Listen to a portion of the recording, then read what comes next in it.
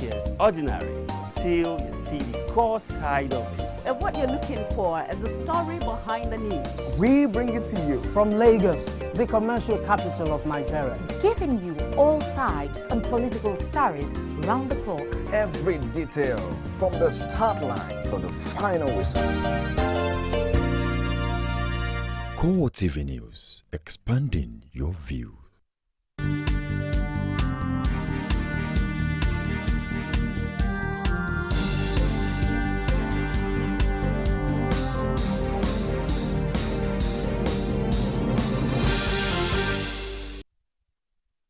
Thanks for joining us for updates on the news this hour. I am Nifemi Oguntoye. Senators are right now deliberating on the invasion of the National Assembly by the police at the floor of the Senate. We'll keep you up to date with that ongoing discussion subsequently on our bulletins. 2 suicide bombers have attacked a crowded market in Maiduguri, killing scores of people. Eyewitnesses, however, said at least 30 people were killed in the twin explosion at the popular Monday market. Security forces have confirmed the blast, but indicate that it may be too early to know the casualty figure. This is the first bombing incident in Maiduguri in recent times, as most of the insurgent activities had been on the fringes. Meanwhile, Borno State government has confirmed that 54 bomb victims are currently on admission in the aftermath of the Tuesday suicide bombing in Maiduguri. 14 people were critically injured in the incident, while 20 have been discharged from hospital. Executive Secretary, Hospital Management Board, Salisu Bura, disclosed this while briefing Governor Kashim Shettima during his visit to the victims at the hospital in Maiduguri. The authorities also noted that 24 bodies were brought to the hospital.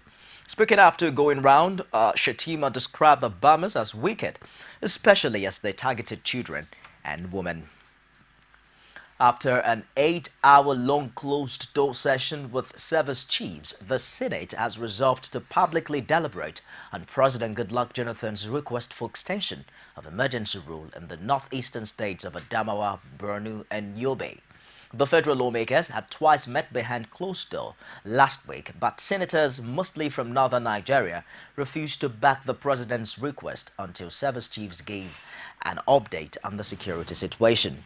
Chief of Army Staff Kenneth Manima, Chief of Air Staff Adeshola Mosu, and the Director General of the Department of State Service, Itai Peyong, on Tuesday briefed the Senate on military operations. Speaking with the journalists after the session, Senate spokesman Iyenaya Barabe, said the service chiefs insisted that extending emergency rule would make it easier for troops to flush out insurgents from areas they have occupied in recent The military years. has shown itself to be capable of dealing with the insurgency.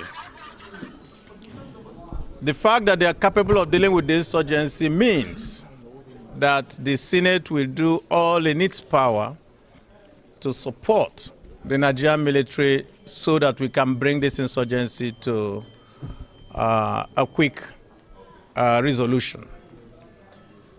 We also found from their briefing that we have some problems which has to do with the troop levels and with the level of equipment and, of course, all the other ancillary problems where you have to fight what we call an asymmetrical war, not a formal conflict. And we're very glad that the military is, at this moment, gearing up itself to be able to deal with this asymmetrical conflict in the northeast of Nigeria. The question of the state of emergency was not what was on the table today. And we are going to also wait until it's brought on the floor of the Senate and we will now discuss it. What the Senate did today was to separate the two questions. Of course, the military continues to insist that they need the state of emergency to be able to conduct operations in a manner that will bring it to a quick resolution. When the Senate now takes the question of state of emergency, of course, you will be there because it will be discussed in open plenary. Lagos State Governor Babatunde Fashola has called on the federal government to provide modern equipment for the police to surmount security challenges facing the nation. Fashola made the appeal at the commissioning of the reconstructed Area C Police Command in Surulere area of the state. Abiola Oluwole's report is presented from our studios. About this time 8 years ago, this area was yet to recover from the ruins suffered as soldiers and policemen had on October 4th, 2006 dropped their obligations to service to engage in fierce battle which claimed some lives and several property worth millions of naira. This newly constructed police formation was one of the property that suffered a deadly fate. The new edifice, according to Fashola, symbolizes the vision of his administration for the police. He, however, called on the federal government to provide modern equipment for the police to enable them cope with their professional duty of protecting lives and property. It is important to remind ourselves that this is not a state responsibility. This is the responsibility of the federal government. I believe that our law enforcement deserve much more than we have given them. In a country that produces oil, in a country that has 170 million people, that has businesses, that has human resource and natural resource, I think we need to give more to law enforcement agents if we are serious about protecting democracy, if we are serious about developing business, because it is only in a secure environment that investment will settle and investment will thrive. The Inspector General of Police Sulaiman Abba, represented by Deputy Inspector General of Police Maman Safi, says the edifice will surely motivate the police to do more. I challenge the police that this edifice is to enhance your service delivery, is to improve on your own performances. You have seen the level of acceptability because a government is ready to do this because you are accepted. So you are challenged. It's over to you now to respond to these challenges. We have so many and we have to be committed to the service of our country. The police are expected to put the new structure to judicious use.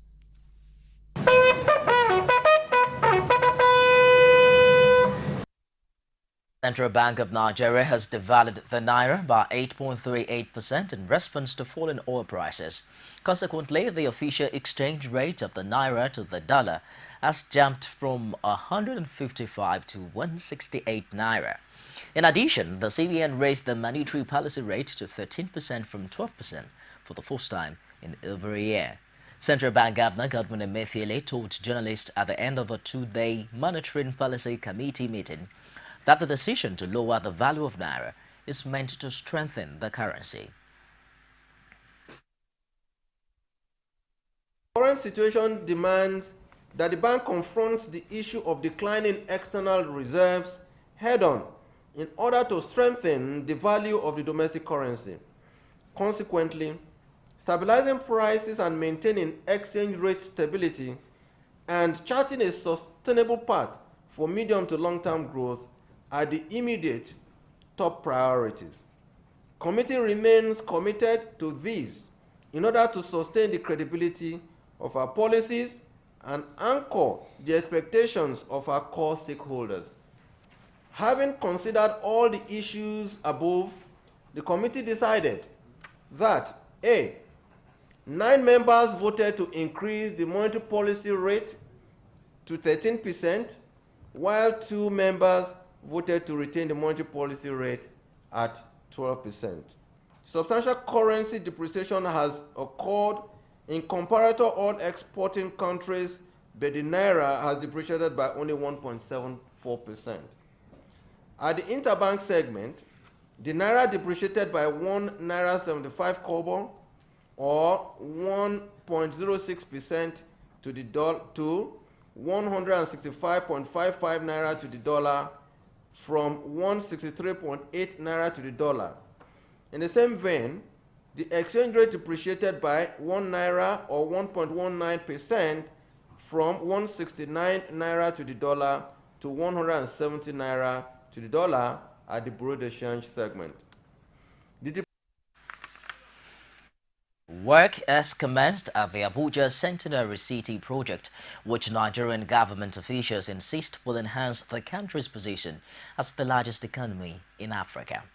The developers say the project, which is to cost $18.6 billion or 2.4 trillion naira, is also expected to create job opportunities as well as attract local and foreign investments.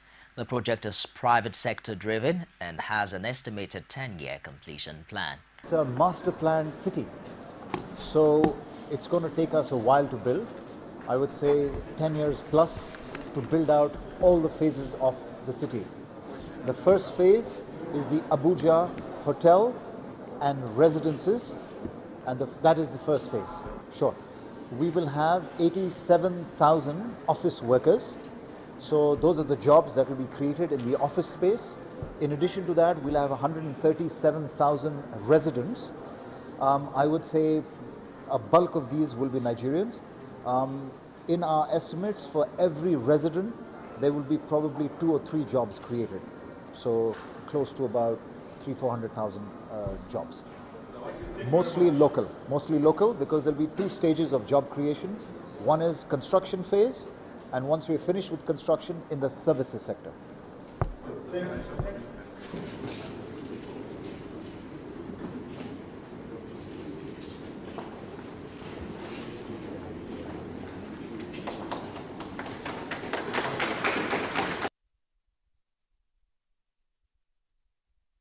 PDP gets set to screen its presidential aspirants later today. Find out details of that and other stories after this break. Don't go away. Welcome you to From the Ivory Tower. On happenings around the country, varsity teachers get to air their views. Students are actually not left out. We bring you intellectual ends from the events happening around you. It is dedicated to educating the populace with a spice of entertainment. From the Ivory Tower, Tuesdays, only on CoreTV News. Welcome back. You can access all of our top stories on any of our social media platforms. Facebook, it's facebook.com/CoreTV News. Our Twitter handle is at CoreTV News NG. We're also streaming live now on YouTube. It's on youtube.com/CoreTV, with a space and news. The People's Democratic Party is set to screen its presidential aspirants, President Goodluck Jonathan and Abdul Jalil Tafawa Balewa, later today ahead of its primaries. It has consequently named a 10-member presidential screening committee headed by a former PDP chairman, Amadou Ali, to carry out the task at its national secretariat in Abuja. Other members of the committee are former Attorney General of the Federation, Chief Bayojo, Alhaji Yerima Abdullahi, Bashir Dalhatu, Chief Jim Nwobodo, Professor Stella Atto, and Chief Jibrin Martins Kuye. Others are Saudatu Sani, Josephina Nene, and while Olushola Oke will serve as secretary. The party has also set up a presidential appeal committee headed by the national chairman of the party, Amadou Adamu Muazu, with other members of the National Working Committee as members. The crisis rocking the Ekiti State House of Assembly appears far from over. This time, the 19 APC lawmakers have refused to show up at the Assembly complex, contrary to their earlier vow to storm the House on Monday. The lawmakers say the presence of miscreants at the complex is a threat to their lives and not safe for legislative duties. The PDP lawmakers on the other side accused the APC colleagues of negligence of duty. Rashid was there and farted this report. At a meeting with the Lagos Press last week, the 19 APC lawmakers vowed to storm the Ekiti House of Assembly complex on Monday. This did not materialize even though the APC lawmakers have been spotted around town. This did not, however, go down well with the PDP in the state. In a situation where you put thugs in the State House of Assembly, where the place has been turned into a den where layabouts now start taking in their hands, such a work environment is not good for us to function as a lawmaker. The Bible is so clear. It said the guilty are afraid. Has anybody asked them what they have done? Why are they not voted here? Their families are here. Why are they running away? It's only the guilty that are afraid. Let's ask questions from them. Why are they running away? The witch-hunting label on Governor Ayodele Fayose by the APC lawmakers was also dismissed by the PDP as lacking in fact and utterly baseless. The drama that we are witnessing now has been written by Ayo Fayose himself, and he's just trying to direct it. And the drama is not a good narrative for the socio-economic development of our state. I don't want to believe that the governor is the one, engineering what is happening in the legislative arm of government currently. No.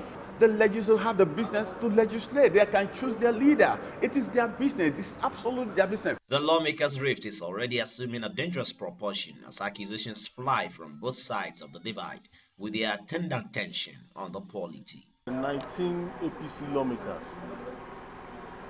will not engage negatively in the drama that is going on in the State House of Assembly. If I'm a member of the House today, and I'm from Ado-Ekiti, and I have come back to Ado-Ekiti, and I stay in Ereguru where I am from, you think anybody will come and molest me? The boys in my street will rise up against the person. With the assembly clearly divided and the parties involved spoiling for battle, the drumbeat of war appears lax in the corner. Rashid, CoreTV News, Ado-Ekiti. Reactions, however, continue to trail last Thursday's siege on the National Assembly by the police, the Ekiti lawmakers' impeachment saga, as well as the invasion of the data office of the APC in Lagos. The latest is coming from the Chairman House Committee on Public Accounts, Solomon Olamilekan Adeola, who also participated in the Abuja Show of Shame. Went ahead to defend his colleagues' action, and he wants the executive arm of government to refrain from interfering with the House of Representatives. What happened at the National Assembly is an eyesore, because that's a separate arm of government. There are three arms of government: the legislature, the executive, and the judiciary. The legislature is independent of the executive and the judiciary. And as such, for that siege that has happened, is another arm of government intruding into another arm of government entirely. So, we're able to checkmate that. We're able to tell Nigerians that democracy has come to stay and it has come to stay for good. And it is not something that will be subverted by any single individual, whosoever his or her position is in this country. House of Representatives, which was the main focus, is a house of one big family. We are together. A lot of defection has happened in recent past, and nothing has been done. This was not different from any other defection. And as such, the court has said, let the status quo remain. And it is only the court that can interpret what or who can defect from one party to the other. And until that is done, the status quo remain. But on this very, very sound note, the executive should stay clear of the legislature. Meanwhile, the People's Democratic Party has said it will no longer condone what it described as unwarranted and sustained vicious attacks on President Goodluck Jonathan by the opposition, the All Progressives Congress. It, however, did not say what action it will take if the anti-Jonathan rhetorics persist. The party's spokesman, Olisa Metu, said in a statement that the attacks showed that the APC neither has an idea nor an alternative to what he has been criticizing. He described PDP's stance on issues as decent, in contrast to what he says are threats of violence emanating from the opposition party. The Congress Committee of the People's Democratic Party has now concluded what it described as the statutory election of 735 Lagos delegates of the party to its forthcoming National Congress. Chairman of the committee, Adamu Waziri, briefed the media in Lagos on how the party arrived through a combination of mutual consensus and election to choose the delegates.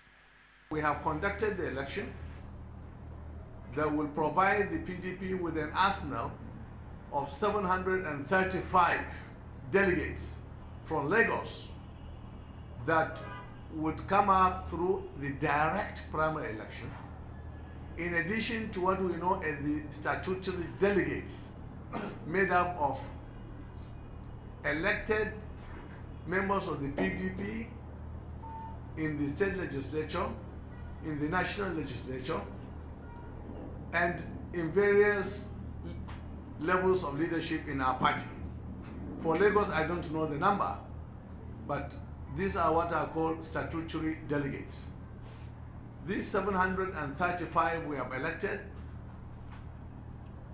The vacancy to fill the 735 have been contested. In many instances, there had been what we consider consensus and mutual agreement about the 3 delegates per ward. In some other instances, the party members and women decided to cast their votes by queuing, by raise of hand, to choose the 3 delegates. Out of the 735, we have been able to attain almost 95% success this time around. We'll take a break now, and we're back with updates from the foreign scene. Don't go away.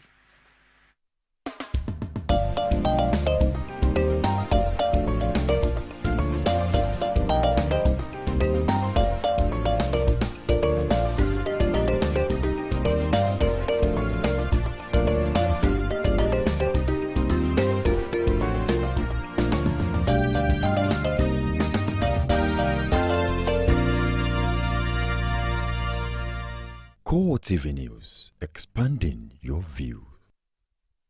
Welcome back. Crowds have rallied across the U.S. to protest against Monday's decision not to charge a policeman over the killing of black teenager Michael Brown. Demonstrations from New York to Seattle were mostly peaceful, but rioting broke out in Oakland, California, in and around the St. Louis suburb of Ferguson.